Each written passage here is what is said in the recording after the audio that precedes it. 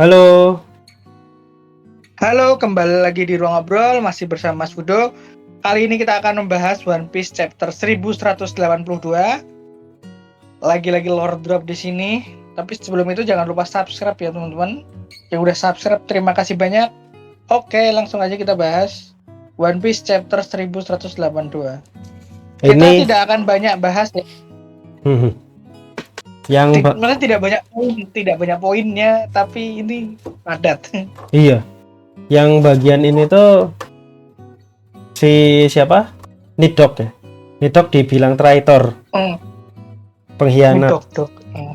Menarik sih. Jadi mungkin dulu Imo, Joy Boy, Nidok, Ragnir juga itu mungkin satu Segala macam sih. Nah, mungkin eh, ya jadi ini aku lupa kita bahas di konten yang lalu nggak ya yang kita ngomong soal mungkin mereka tuh satu satu iya kita bahas itu. satu aliansi gitu tapi di tengah jalan kemudian berbeda gitu. Jadi ya ini masih inline sama teori kita yang kemarin sih. Heeh. Jadi aku suka sih sama perkembangan ini.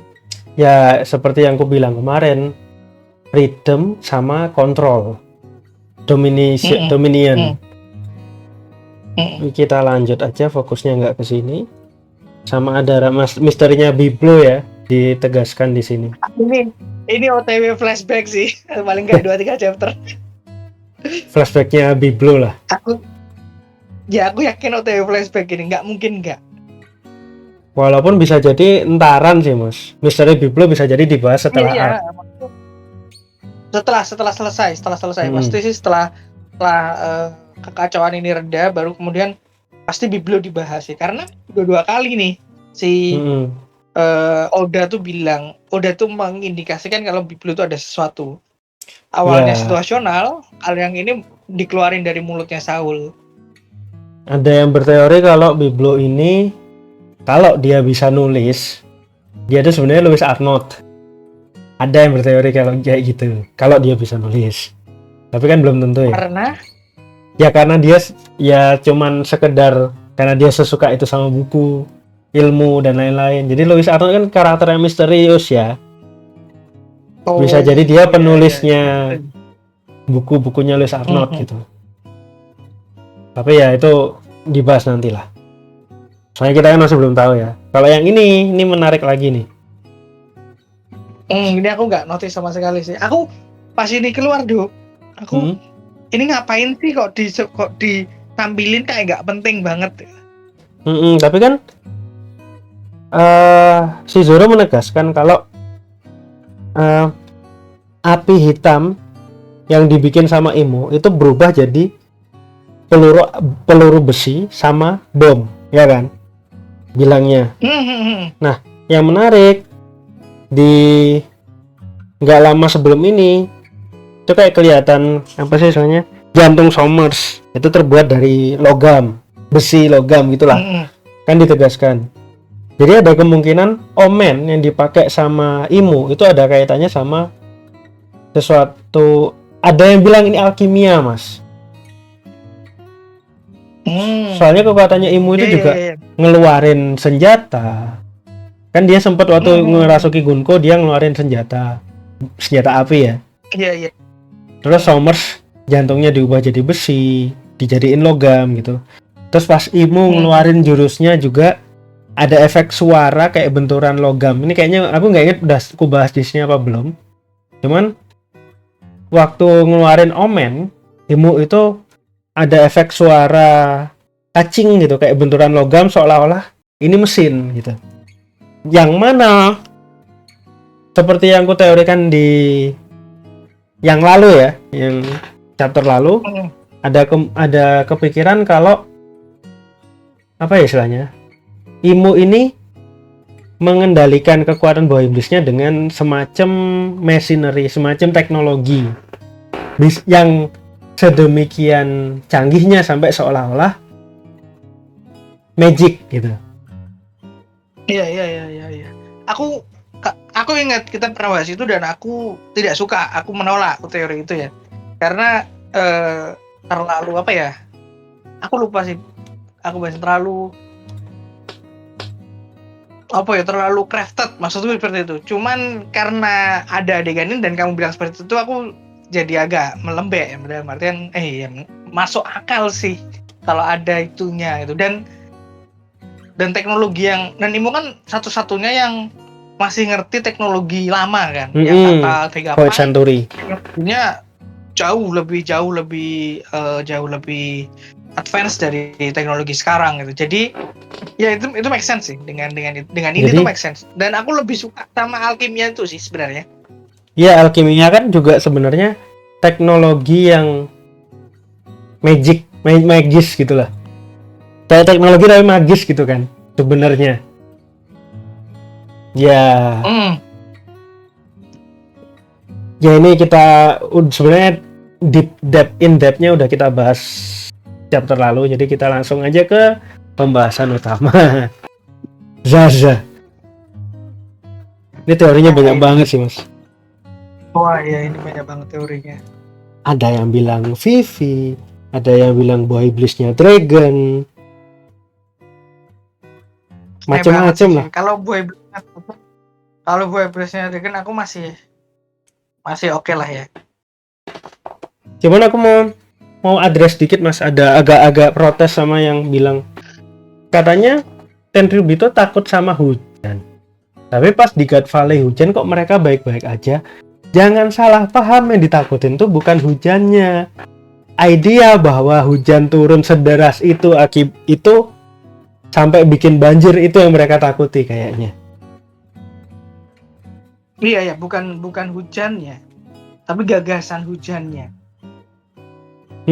Dan dewinya kan, dan entitas yang menciptakan hujan itu yang ditakuti kan. Iya, mereka nggak familiar sama hujan aja. Kalau aku malah fokusnya di satu hal lain sih, bahwa ternyata Marijo tuh setinggi itu ya, di atas sampai awan. Di atas awan. Iya, ternyata setinggi itu. Karena dulu pikirku tuh dia nggak setinggi itu loh, mana. Dan ini makin kalau aku makin menguatkan teori bahwa tubuh Imu itu memang tidak kompatibel dengan dunia bawah, lower realm, nah, dunia bawah. Ya bisa jadi. Teori Lunarian itu juga mungkin. Ya. Aku suka ini tuh simple karena ini akhirnya lore dropnya keluar semua nih, sedikit demi sedikit. Karena ini kan stretchingnya dari Skype ya dia ya. Stretching dari Skype ya. God of Sea atau Rain, God of Dewa Hujan, Dewa Hutan, Matahari, Dewa Hutan, sama aku lupa Dewa satunya. Bumi ya. Aku lupa lagi. Kalau nggak salah Earth God. Iya. Nah itu berarti itu akan di stretch, tapi bukan berarti mereka semua akan muncul. Kalau menurutku ya, muncul dalam peperangan nanti ya. Bukan berarti mereka mewujud nanti, bukan. Tapi akan muncul sebagai bagian dari bigger lore aja sih. Dari lore yang lebih gede aja sih. Dan buatku itu nggak masalah kalau aku, karena nggak semua harus bertabrakan. Nggak semuanya di masa harus ini ya, dimunculkan sekarang. Dimunculkan di masa ini karena karena istilahnya dunia itu kan nggak revolve around sekarang ya. Dunia itu kan dari dulu kan. Makanya dengan model penceritaan kayak gini tuh kita ngerti lore-nya tanpa harus memaksakan semuanya muncul di saat ini itu. Ya walaupun muncul pun tidak masalah ya. Iya, muncul pun nggak masalah. Tapi kalau nggak muncul, harus. Buatku juga bukan hal yang masalah. Buatku jadi kayak caranya gini toh, munculin lore-nya. Nggak harus muncul semua. Dan terkutip nggak harus dipaksakan kalau ini tuh dewa ini tuh dewa, nggak harus dipaksain. Ini tuh sama kayak, kalau di aku ya, sama kayak lore-nya Ancient Weapon di awal. Kita dikasih lore baru yang sebenarnya nggak semuanya harus muncul secepat itu juga gitu. Bisa jadi dan nggak harus semuanya jadi buah iblis. Sebagaimana Poseidon ternyata orang. Bisa jadi Zaza ini mewujud sebagai senjata. Atau mungkin bisa jadi malah apa kekuatan magisnya seseorang atau teknologi atau apa, kita kan nggak tahu ya, karena kayak Poseidon itu adalah Dan- kekuatan ajaib dalam tanda kutip yang diwariskan. Bisa jadi Zaza dan dewa-dewa lainnya juga serupa. Betul, dan semua itu kan apa istilahnya, walaupun ini kontradiktif dengan bentuk ya, Mm-mm. dengan secara bentuk itu Zaza itu kan implikasinya mirip Imo ya, dia punya anu di belakang tuh, punya apa namanya Halo. lingkaran di belakang ya, Iya. halo di belakang. Implikasinya kan Imo mungkin salah satu dari dewa itu. Walaupun Implikasi berikutnya adalah sebentar. Implikasi berikutnya adalah Gear 5-nya Luffy belum full form. ya bisa, itu juga menarik sih. Nah, Walaupun salah satu teori menarik. Walaupun tetap harus diingat bahwa Zaza yang muncul di sini adalah imajinasinya Killingham. Betul. Belum tentu Betul, wujudnya itu bakal yang- seperti ini. Sebagaimana Nika yang makanya- muncul dari imajinasinya anak-anak, jauh beda sama Luffy, Itu berbeda. ya kan? Dan kita harus ingat bahwa dewa itu gagasan. Dia bukan sosok yang ada. Secara fisik seperti itu, kayak dewa matahari kan, Nika itu kan berawal dari gagasan kan, bahwa ada sosok yang membebaskan, lalu kemudian dipuja sebagai dewa matahari. Nah itu kan, bahwa kemudian nanti dewa hujan tuh apa, bahwa kemudian nanti dewa apa hutan Bumi. tuh apa, bahwa kemudian nanti dewa bumi itu apa, itu kan berawal dari gagasan yang kemudian disimbolkan oleh tokoh yang kemudian mewujud menjadi legenda. Asik deh, asik. Makanya kayak Di Nika, One Piece emang keren banget buildingnya.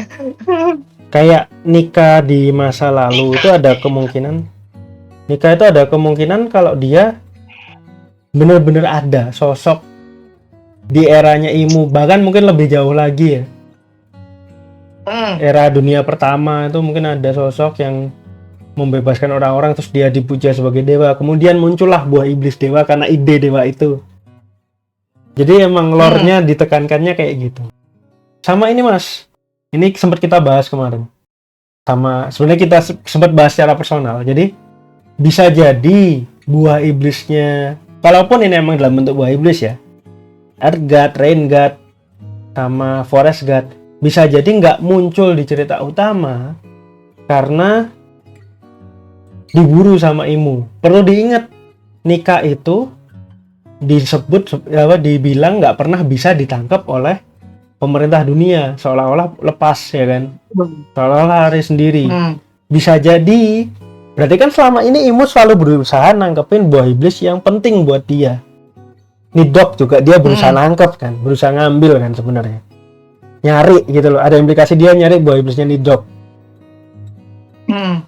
Nah berarti bisa jadi ini kalau sejalan sama teorimu yang mungkin nggak akan semuanya muncul ya Mas ya, bisa jadi Nika doang yang nggak pernah ketangkep, buah iblis God lainnya, dewa lainnya itu mungkin udah disimpan sama Imu, jadi nggak akan muncul di cerita sekarang. Dan salah satunya bisa jadi Imu sendiri. Betul, itu masuk akal, Ini menarik sih. Asik lah, banyak banget taruhnya, banyak banget yang possibility-nya unlimited. Ya, kemungkinannya banyak banget dan semuanya masuk akal gitu yang aku seneng tuh. Semuanya masuk akal, semuanya menarik, dan mau ke arah manapun kita bisa terima gitu loh. Iya, it's good thing sih, aku suka. Ada lagi nggak? Kayaknya yang menarik? Kayaknya udah dulu sih. Cuman Yes, tuh. Aku juga sempat kepikiran kemungkinan bahwa salah satu God itu juga adalah ancient weapon.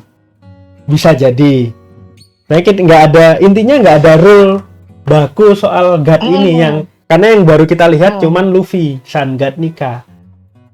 Nggak ada rule bakunya, jadi mau siapa aja. Tapi perlu diingat teman-teman, aku paling kesal sama teori ini ya. Dragon muncul ada efek za. Itu nggak bisa dijadiin patokan, soalnya itu cuma suara efek hujan. Udah gitu doang. Ya, Aku cuma mau bilang itu doang. emang aneh.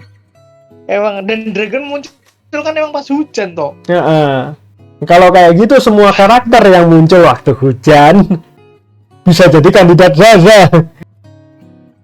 Itulah One Piece, the beauty of One Piece. Maksudnya teori itu bisa ngawur banget, terus bisa sangat craft, bisa di-craft dengan baik sekali, bisa sengawur itu juga. Ya begitulah. Oke, itu aja sih ya bahasan kita di chapter kali ini.